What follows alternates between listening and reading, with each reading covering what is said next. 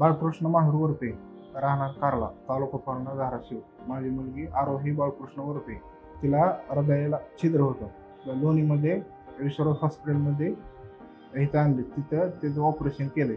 Operation चांगलं झालंय. तिथली सुविधा ही छान आहे. विश्वनाथ हॉस्पिटलमध्ये आल्यावर डॉक्टर आशिष कुमार बमटुणकर यांनी व्यवस्थितरित्या हृदयाचं ऑपरेशन केलं. दवाखान्यामध्ये आल्यावर धस सरांनी सीएम फंडातून आर्थिक मदत केली.